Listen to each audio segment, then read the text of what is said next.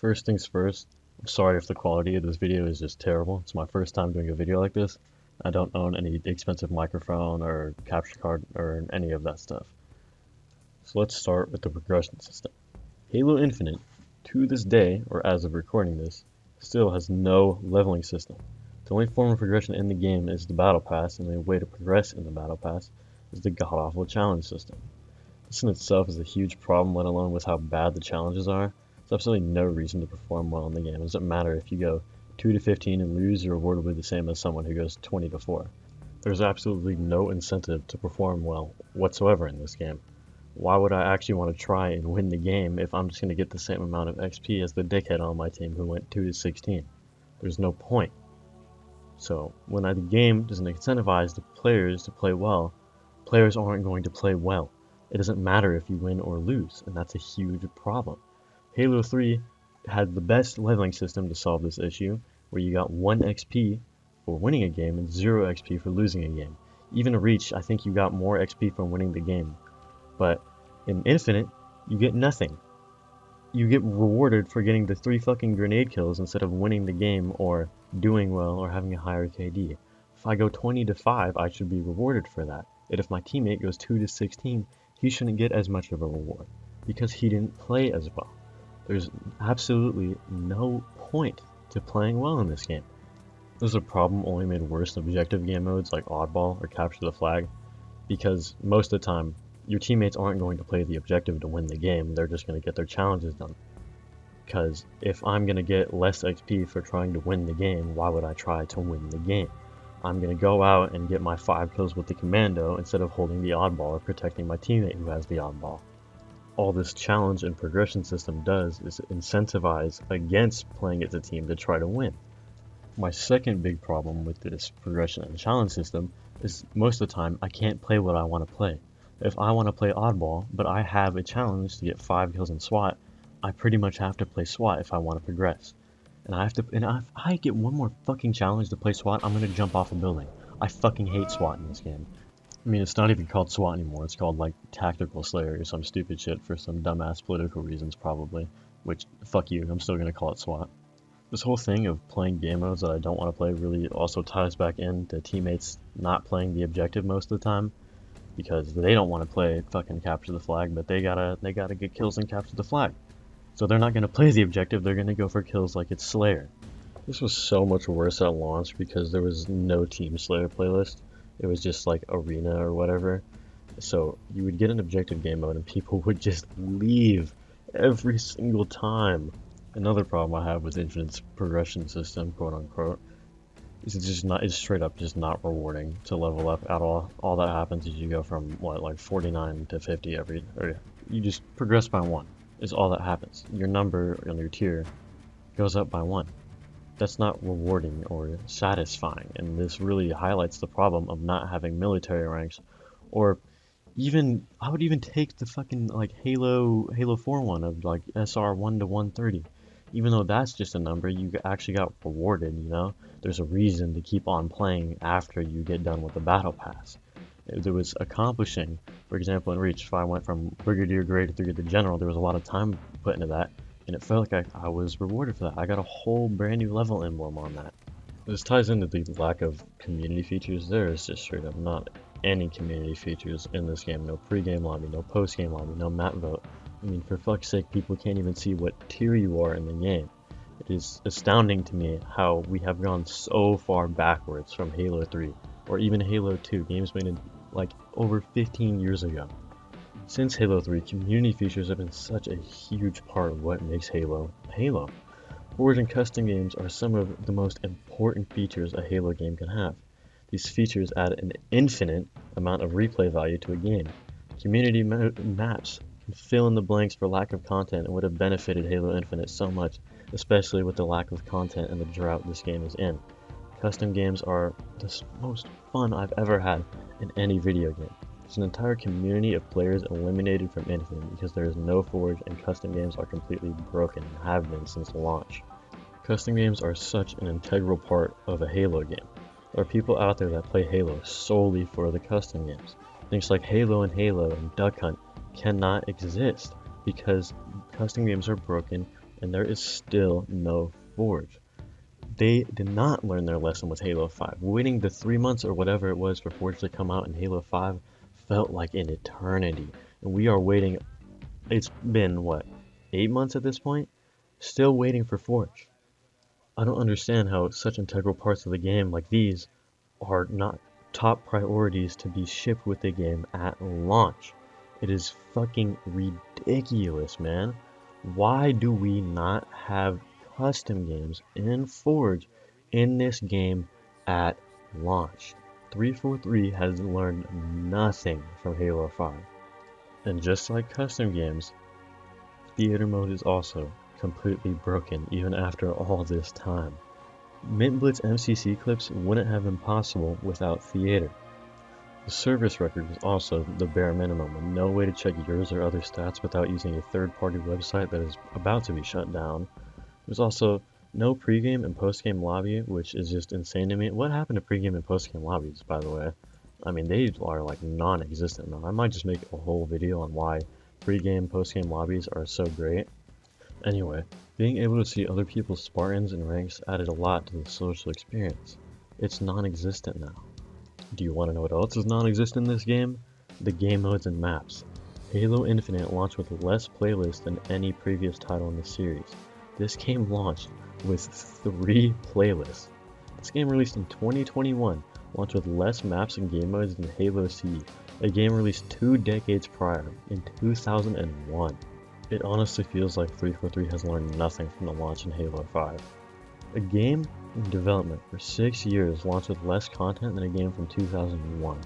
It also launched missing super important game modes like Infection and King of the Hill. How do you launch a fucking Halo game without King of the Hill? We also still have no indication from 343 when we will get Infection. Maps are also another extremely important part of Halo, and the lack of maps only adds to the dry feeling and lack of content in Infinite. It's made even more frustrating with how preventable this was. If Forge launched with the game, it would have added so much to the replayability and longevity. Halo 3 also launched with a pretty low number of maps, with that being 11 maps, but the maps in Halo 3 were instantly iconic. Maps like the Pit, Sandtrap, and Valhalla, and Narrows are all-time greats. They were instant classics. These are some of the best FPS maps of all time. In Halo Infinite, I can only recall the names of like 2, maybe 3 maps, because they are all that boring in terms of gameplay design. Let's take Narrows for example. It's an extremely memorable map because of the gameplay opportunities it created. In a match of Narrows, the man cannons on the side of the map allow for super fun and unique opportunities, like flying through the air and hitting a no-scope on the guy sitting in mid, or shooting somebody out of the sky. Or in Zanzibar, with a spinning windmill in the middle of the map. There is simply nothing like this in Halo Infinite. The closest thing I could think of is the little things that go up and down on recharge, which by the way, broke the game for like 2 weeks. The maps in Infinite just aren't memorable, and they all feel samey and bland. This brings us to what I think absolutely ruined Infinite worse than my KD whenever I play Team Snipers on MCC, and that is greed. To say Halo Infinite monetization is extremely egregious would be an understatement. To start, because of the monetization system, 343 has limited player progression and expression. We can no longer just choose what primary and secondary color we want. We have to pay for fucking colors, bro. I am not paying $5 for the color red on the Yoroi armor set. All the problems with progression in this game is pretty much solely because of the monetization system. The challenge swaps being viable in the store. 343 has also taken armors from Halo Reach like Gungnir and Hazep and are charging $10 to $15 for them in the store. There is evidence of these skins being removed from the Season 1 Battle Pass to be sold in the store. The Battle Pass originally had 120 tiers. Armors like CQB shown in the trailers are also still not in the game. This monetization system is extremely greedy and flat out anti-consumer. I should not have to pay $5 for the color red. I should not have to pay $10 or $20 or $15 for a fucking helmet I already unlocked like 10 years ago. The amount of damage Greed has done to this game is mind-boggling. Greed has absolutely destroyed this game. The entire challenge system is made to be annoying so you want to buy challenge swaps. Except anyone with half a fucking brain would realize people aren't going to buy challenge swaps, they are going to stop playing the game. All this greed is not the devs' fault. This is the fault of Microsoft and the management of 343. The upper management at 343 might be the biggest problem for Halo as a franchise right now. 343 has some of the most incredibly talented people working on Halo that are extremely passionate about this franchise. I do not envy the guys like Unisec or Sketch that have to deal with Halo fans and in all reality have their hands tied behind their backs because of upper management. Community managers are doing their jobs. The problem is the upper management doesn't want to listen to what they or the community has to say. The biggest difference between 343 and Bungie is that the upper management at Bungie cared about Halo. They were passionate about this franchise. I'm pretty sure Bonnie Ross has never played a fucking Halo game in her life. Even today, it feels like Bungie has put so much heart and soul into Destiny 2. Upper management at 343 does not care about Halo. They care about profits and money. They aren't there because they care about Halo, they are there because they can play the corporate game. It's so easy to tell that management is the problem with so many amazing devs leaving 343. Another huge example of mismanagement is employees only being on board with the project for a max of 18 months during development. Now why is that a problem, you might ask? Well, when you have a bunch of different people working on an engine, things get really messy very fast. What this means is that now it's virtually impossible for devs to implement new content or bug fixes in a timely manner, without creating more bugs in the process. This is why Melee desync still hasn't been fixed at the time of writing this after 7 months. The worst part is, there has been virtually zero consequence for upper management at 343. There is absolutely zero accountability for upper management. 343 needs a complete management overhaul. These people need to be fired. The company culture is so completely fucked. Upper management does not give a shit about Halo. This isn't just a problem with upper management at 343, rather Microsoft as a whole. Microsoft is basically just teabag all over the corpse of Halo. And it's pretty funny when they've said things like, we hired people who hate Halo, and now they're hiring people like Joe Staten or old-time Bungie dudes like that to come save this franchise after it has completely failed fans over and over again for the past 10 years. And one of the worst fucking things upper management and Microsoft have ever done is this whole broader audience idea. You hear this term fucking everywhere, and I'm so fucking sick of it. Every single Halo game and the god-awful TV show under 343 is an attempt to reach a broader audience. In Halo 4, it was literally just being a COD rip-off. In Halo 5, it was the advanced movement copying Titanfall. In Halo Infinite, it's the free-to-play business model. In the show, I just look at the headline. The problem is this broader audience isn't going to exist when there's such a tiny amount of content in the game. Not to mention, they already had a fucking huge audience in the old Bungie days with Halo 3 and Halo Reach. That's probably the biggest audience in all of gaming at the time. Alright, so I just wanted to add some more stuff in because some things happened while I was editing this video, and that is a bunch of Forge leaks and the Halo Infinite co-op flight. It's great that we're getting co-op and it's great that we're getting Forge, but it's also fucking retarded that we had to wait this long to get it. The game has been out for 8 months and we are just now getting campaign co-op. Like I said, it's great that we're getting it, but we should have had this at launch, especially Forge. But the Forge leaks, they look great. I'm excited for Forge. I don't think it's going to completely revive the game or anything like that. I think a lot of people will come back for Forge and for customs, but I mean, I also think that when they launch Forge, they need to launch community features with Forge, because that's a big part of it, and from the leaks, that's what it looks like they're doing. Now that I think about it, that pretty much sums up my thoughts on this game as a whole. You know, the core is there, the core is great, the gameplay is fun, but it's just everything around this game is just terrible. There's no content, the lack of maps, lack of weapons, lack of everything. Lack of fucking everything in this game. And most things, pretty much everything with this game actually, it's great that we're getting it now, but we should have had this at launch. Launch should have been nailed, and especially after the launch of Halo 5. I mean, shit, Halo 5 didn't even launch with Big Team Battle, and there's to this day absolutely zero 343 Industries made maps. They're all Forge made in Halo 5 BTB. And you know, it's great that we're getting improvement over time, but this is just one of the downsides of live service. And when they announced this game was going to be a free-to-play live service game, I think myself and a lot of other people knew that that's exactly what was going to happen. Is we're going to be drip-fed content because the garbage fucking season system just encourages them to only drop content when the new season comes out to get more players to come back instead of just dropping it when it's done so players can experience it sooner.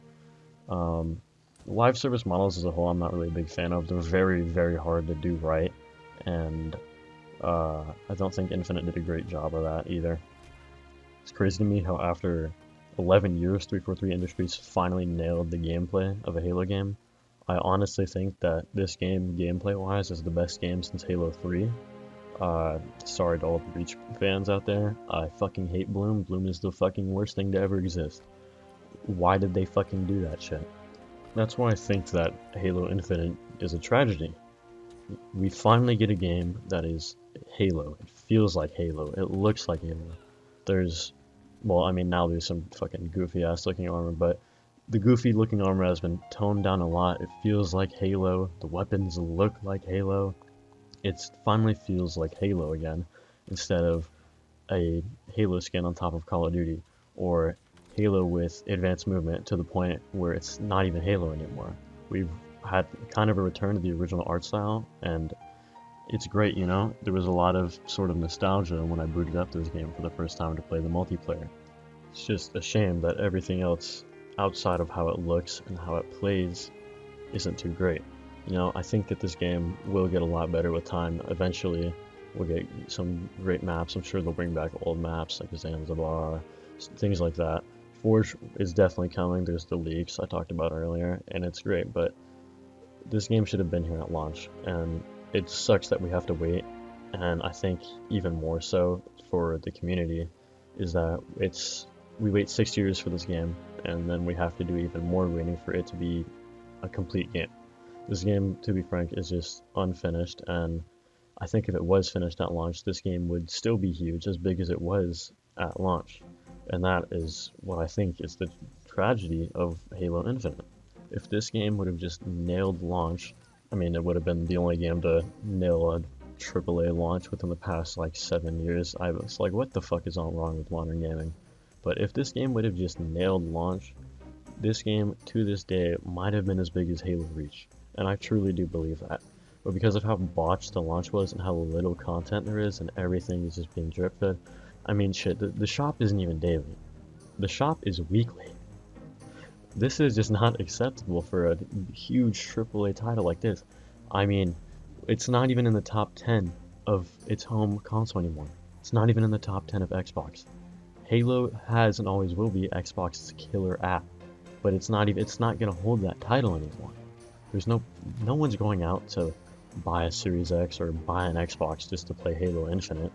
Not like how it was back in the 360 days where everyone and their fucking mom was buying a 360 to play Halo 3. But having to wait for, well, we'll see how long for this game to be complete, is the tragedy itself right there. There lies the tragedy. We finally, after 6 years of waiting, got a good Halo game. We got some great gameplay. The visuals they look like Halo. We finally got a good Halo game, but the content just isn't there. We have to wait for this game to be complete, and that is the tragedy. With all of that being said, I just want to thank you for watching to the end of this video. Like I said at the beginning, this is my first time making a video like this, so if you have any thoughts or anything like that, please let me know in the comments. I'll do my best to try to read them. I doubt this video will blow up anyways, so I mean, I'm sure I'll get to all of them. If you liked the video, please like it. If you didn't like the video, the fucking YouTube doesn't even show dislikes anymore, so too bad. But yeah, thank you for watching to the end.